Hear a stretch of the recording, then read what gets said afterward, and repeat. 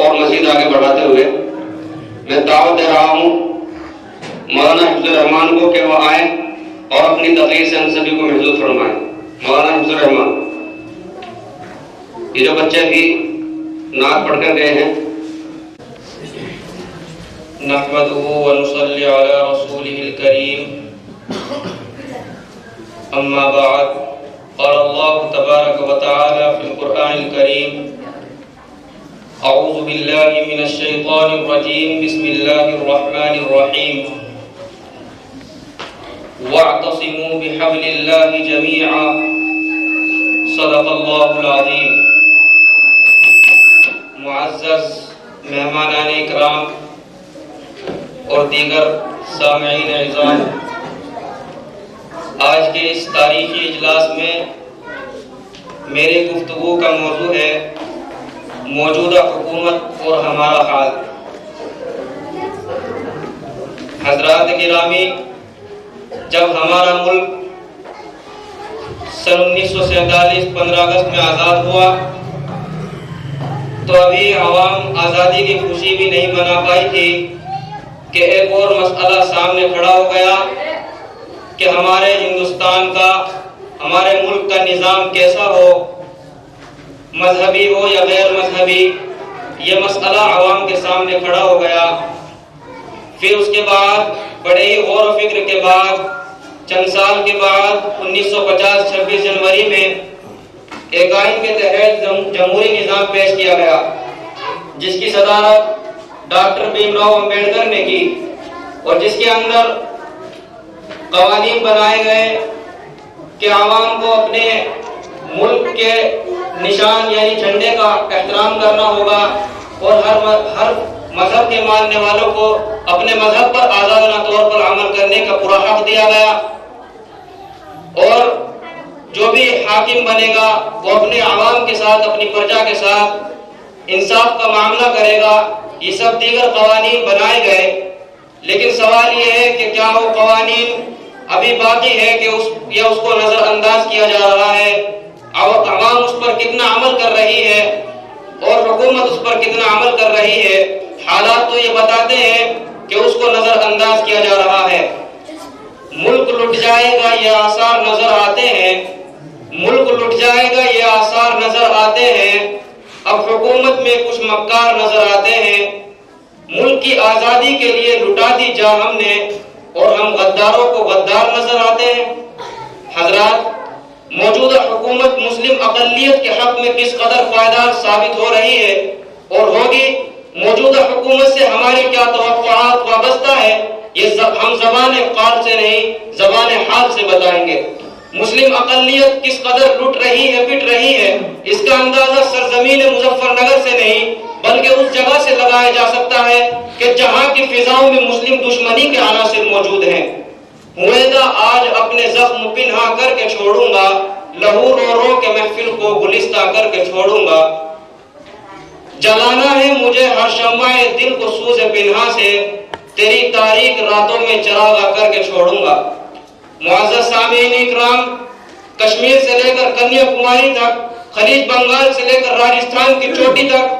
11ویں لوک سبھا کا الیکشن آزادانہ طور پر عمل میں آیا، لیکن کسی بھی پارٹی کو اکثریت حاصل نہ ہو سکی جو حکومت سازی کا کام کر سکے۔ اگر یہاں پر کوئی پارٹی ہندی قوم کا لحاظ کیے بغیر، اگر یہاں پر کوئی جماعت آئین ہند کا لحاظ کیے بغیر، قوم کے درد کو سمجھے بغیر حکومت چلانا چاہے، سربراہی کرنا چاہے تو نہیں کر سکتا، اس لیے کہ یہ ملک دیگر ملکوں کی طرح نہیں، یہ سلطنت دوسری سلطنتوں کی طرح نہیں ہے، بلکہ یہاں کے قوانین، یہاں کے اصول دیگر جگہوں کے اصول سے جدا ہیں، الگ ہیں۔ اس سرزمین پر بے شمار اقوام اپنی سانسیں لیتی ہیں، اس سرزمین پر لاتعداد افراد مختلف ہواؤں میں ترک انگیزی کرتے ہیں۔ ایک زبان نہیں ہے جو سمجھنے میں آسانی ہو، بلکہ مختلف زبانیں ہیں جو صعوبتوں سے لبریز ہیں۔ ایک طرز حیات نہیں ہے کہ جو فہمیدگی کے لیے سہل ہو، بلکہ مختلف طرز حیات ہے کہ جو طرح طرح کی لذتوں سے پر ہے، اور ایک طرح کی عبادت کرنے والے موجود نہیں، ایک خدا کو آقا تسلیم کرنے والے موجود نہیں ہیں جو صرف انصاف کے لیے یکساں سول کوڈ کافی ہو، بلکہ یہاں پر مسجدوں کو صدائے اللہ اکبر سے آباد کرنے والے بھی موجود ہیں، مسجدوں میں مندروں میں گھنٹی بجا کر حاضری دینے والے بھی موجود ہیں اور گردواروں میں ترانے نانک گانے والے بھی موجود ہیں، اور یہ کہہ کر تمام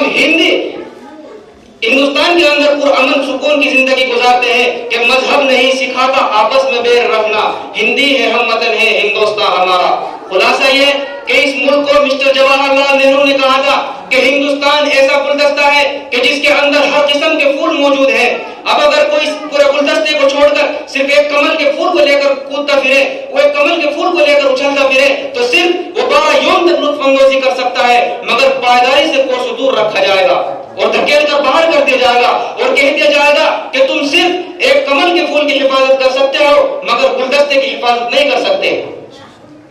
حضرات، آزادی کے بعد سے جب 1950-26 جنوری میں جو قوانین بنائے گئے، جو اصول بنائے گئے تھے، اس کے اندر صرف ایک ہندو کا حق نہیں دیا گیا، اس کے اندر صرف سکھ اور عیسائی کی رعایت نہیں کی گئی اور صرف ایک مسلمان کا لحاظ نہیں رکھا گیا، بلکہ جمہوری نظام پیش کر کر یہ بتا دیا گیا کہ یہاں پر ہر مذہب کے پرستاروں کو اپنے مذہب پر آزادانہ طور پر عمل کرنے کی پورا حق ہے اور کسی مذہب پر کوئی پابندی نہیں لگائی گئی، کیونکہ یہ جو ہندوستان آج آزادی کی نعمت سے سرسبز و شاداب نظر آ رہا ہے، یہ صرف ہندو کا صدقہ نہیں ہے، یہ کسی مسلمان کا صدقہ نہیں، یہ صرف سکھ عیسائی کا ثمرہ نہیں ہے، بلکہ یہاں پر ہر مذہب کے پرستاروں نے اپنا خون اس مٹی میں ملا کر اس کو آزاد کرایا اور جس کی بدولت آج کی حکومت قائم ہے۔ آزادی کے بعد سے کانگریس ایک بڑی جماعت میں ابھرتی رہی، بڑی جماعت کی شکل میں ابھرتی رہی، اور جب تک اس کا رویہ اور اس کا طریقہ ٹھیک رہا تو حکومت انہی کے ہاتھوں میں رہی، اور در حقیقت حکومت کو بگاڑنا یا سنوارنا کسی قائد یا کسی لیڈر یا کسی حکمراں کے ہاتھ میں نہیں، بلکہ یہ حق تو یہاں کے سیدھے سادے عوام کے ہاتھ میں ہے۔ آج اہل فکر سوچ و فکر میں مبتلا ہے کہ جس سیاست کی بنیاد مولانا ابوالکلام آزاد نے ڈالی تھی اور جس ہندوستان کی بنیاد پنڈت جواہر لال نہرو اور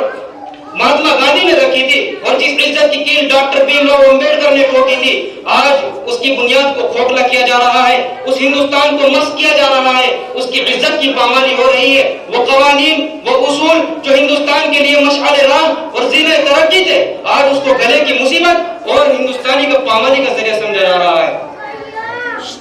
حضرات، جو خزانہ انگریزوں کے پنجے استبداد سے بچایا گیا تھا، وہ خزانہ موجودہ قائدین اور لیڈران ہند کے ذریعے خالی ہو رہا ہے۔ کس شخص پر بھروسہ کیا جائے؟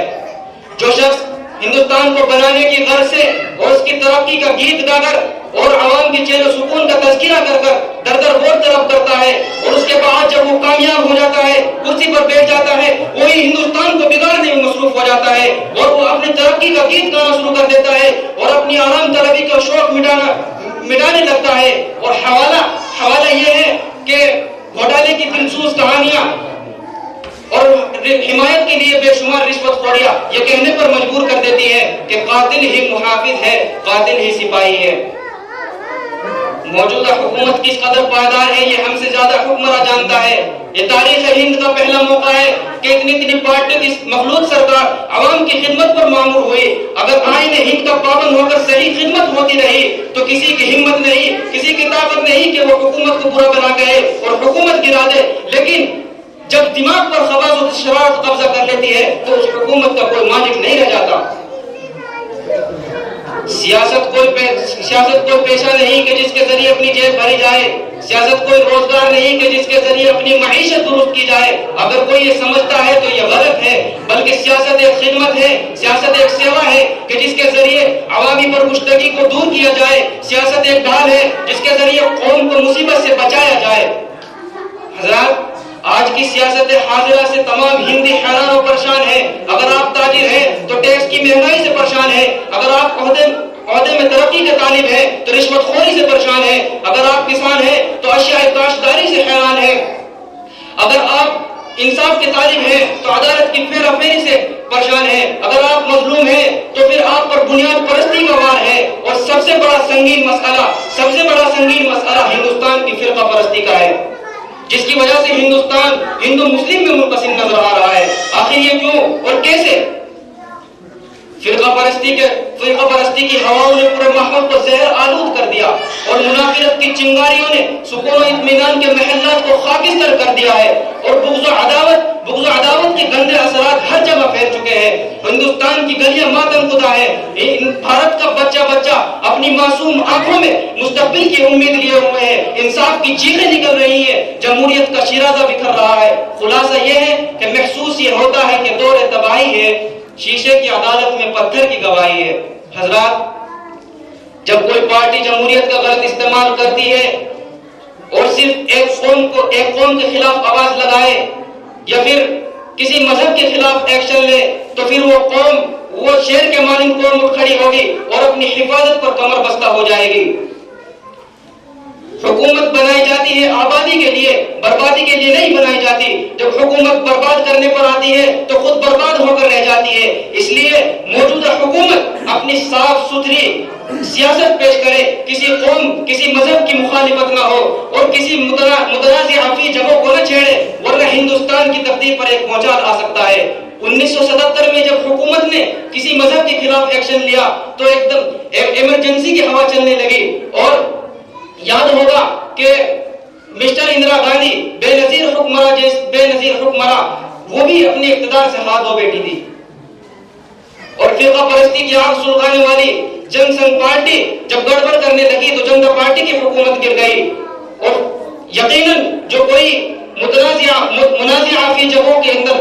متنازعہ فی جگہوں سے کھلواڑ شروع کر دیتا ہے تو اس کے پرخچے اڑ جاتے ہیں، اس کی حکومت ہاتھ سے نکل جاتی ہے۔ ذرا سوچئے، ملک ایک امانت ہے، اگر اس کے اندر کوئی خیانت کرے گا تو وہ ملک کا غدار ہے، وفادار نہیں ہے۔ اس لیے ضرورت ہے اس بات کی، کیونکہ ہمارے ہندوستان کے اندر کچھ فرقہ پرست لوگ یہ چاہتے ہیں کہ ہماری زندگیوں سے ہماری شریعت کو بے دخل کر دیا جائے، قرآن کو ہماری زندگی میں بے دخل کر دیا جائے۔ تو اس لیے کان مت دھریے گا، قرآن کو اصل سمجھتے ہوئے وَاعْتَصِمُوا بِحَبْلِ اللَّهِ جَمِيعًا، اللہ کی رسی کو مضبوطی سے پکڑ لو، وَلَا تَنَازَعُوا فَتَفْشَلُوا وَتَذْهَبَ رِيحُكُمْ وَاصْبِرُوا، آپس میں مت جھگڑنا، ناکام ہو جاؤ گے، نامراد ہو جاؤ گے، پسپا ہو جاؤ گے، ہوا اکھڑ جائے گی۔